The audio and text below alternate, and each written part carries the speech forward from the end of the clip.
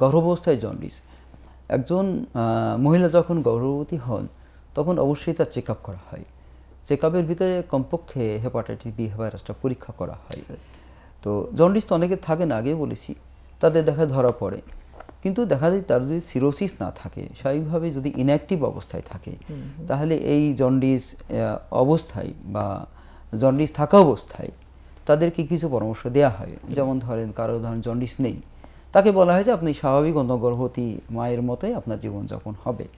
তবে hepatitis B হলে অবশ্যই এখন আমরা প্রথম 3 মাস গর্ভাবস্থা পার হওয়ার পরেই আমরা একটা ওষুধের প্রেসক্রিপশন করে থাকি, যেটা মায়ের জন্য না হলেও তার ভবিষ্যৎ শিশুর জন্য হেপাটাইটিস বি ভাইরাস থেকে একটা পদক্ষেপ, বাঁচার একটা পদক্ষেপ স্বরূপ আমরা একটা ওষুধ দিয়ে থাকি। তারপরে গর্ভাবস্থায় যখন আমরা বাচ্চা ডেলিভারির পরে তাদেরকে হেপাটাইটিস বি ইমিউনোগ্লোবুলিন দেওয়ার জন্য আমরা পরামর্শ দিয়ে থাকি, এবং সেটা জন্মের পরবর্তীতেই দেওয়া হয়। এবং ব্রেস্ট ফিডিং, যেটা ব্রেস্ট ফিডিংয়ের ক্ষেত্রে যে প্রতিবন্ধকতা আমরা বলেছি যে ব্রেস্ট ফিডিংয়ে সাধারণত বি ভাইরাস আক্রান্ত হতে পারে না।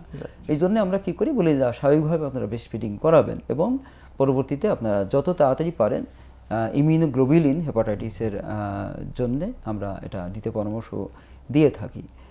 আর কিছু ক্ষেত্রে রোগীদের জন্ডিস হয়, সেটা কিছু প্রেগনেন্সি ইনডিউসড যে প্রবলেম, সেটা অ্যাকুট ফ্যাটি লিভার ও প্রেগনেন্সি বলি, সেখান থেকে রোগীদের হঠাৎ করে জন্ডিস হতে পারে, অথবা কোনো কারণে ভাইরাস হতে পারে, সেখান থেকে সাধারণ মানুষের মধ্যে তার ভাইরাস হয় এবং সেখানে তার জন্ডিস হতে পারে।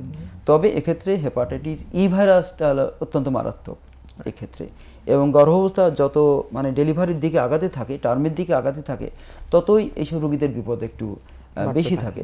ওই জন্যে আমরা বিশেষ করে হেপাটাইটিস ই ভাইরাস আক্রান্ত হলে রোগীদেরকে কিছু স্পেশাল পরামর্শ দিয়ে থাকি, এবং শেষের দিকে এসে রোগীদেরকে আমরা সাধারণত অনেক সময় হাসপাতালে থাকতে বলি।